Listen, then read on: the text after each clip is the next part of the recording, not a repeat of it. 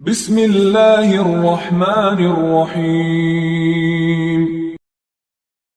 علی نے بیان کیا ان سے سفیان نے، انہوں نے کہا کہ میں نے زہری سے سنا، انہوں نے سعید بن مسیب سے سنا، اور انہوں نے ابو ہریرہ رضی اللہ عنہ سے کہ نبی کریم صلی اللہ علیہ وسلم نے فرمایا کہ کسی کے اگر 3 بچے مر جائیں تو وہ دوزخ میں نہیں جائے گا، اور اگر جائے گا بھی تو صرف قسم پوری کرنے کے لیے۔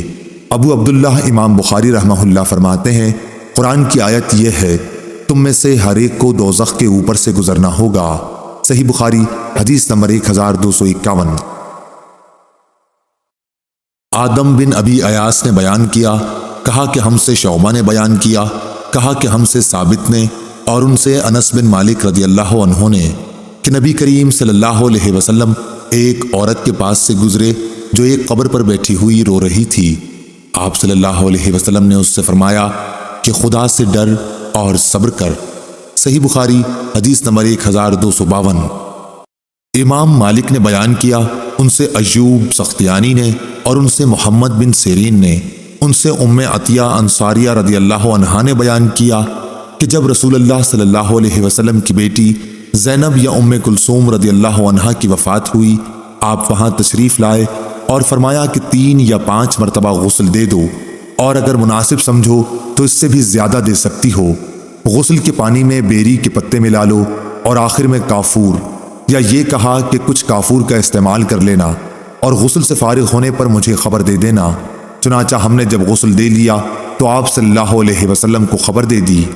آپ صلی اللہ علیہ وسلم نے ہمیں اپنا ازار دیا اور فرمایا کہ اس سے ان کی قمیض بنا دو۔ آپ کی مراد اپنے ازار سے تھی۔ صحیح بخاری حدیث نمبر 1253۔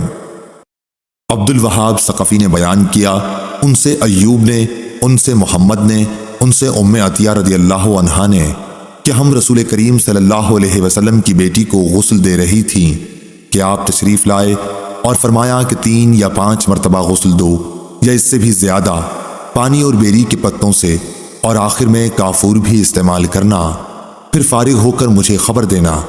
جب ہم فارغ ہوئے تو آپ کو خبر کر دی۔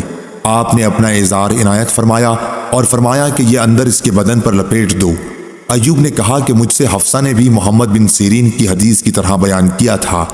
حفصہ کی حدیث میں تھا کہ طاق مرتبہ غسل دینا، اور اس میں یہ تفصیل تھی کہ 3 یا 5 یا 7 مرتبہ غسل دینا، اور اس میں یہ بھی بیان تھا کہ میت کے دائیں طرف سے اور اعضائے وضو سے غسل شروع کیا جائے۔ یہ بھی اسی حدیث میں تھا کہ ام عطیہ رضی اللہ عنہا نے کہا کہ ہم نے کنگھی کر کے ان کے بالوں کو 3 لٹوں میں تقسیم کر دیا تھا۔ صحیح بخاری حدیث نمبر 1254۔ خالد نے بیان کیا، ان سے حفصہ بن سیرین نے اور ان سے ام عطیہ رضی اللہ عنہا نے کہ رسول اللہ صلی اللہ علیہ وسلم نے اپنی بیٹی کے غسل کے وقت فرمایا تھا کہ دائیں طرف سے اور اعضائے وضو سے غسل شروع کرنا۔ صحیح بخاری حدیث نمبر 1255۔ وکیع نے بیان کیا، ان سے سفیان نے، ان سے خالد حذا نے، ان سے حفصہ بنت سیرین نے اور ان سے ام عطیہ رضی اللہ عنہا نے کہ رسول اللہ صلی اللہ علیہ وسلم کی صاحبزادی کو ہم غسل دے رہی تھیں۔ جب ہم نے غسل شروع کر دیا تو آپ صلی اللہ علیہ وسلم نے فرمایا کہ غسل دائیں طرف سے اور اعضائے وضو سے شروع کرو۔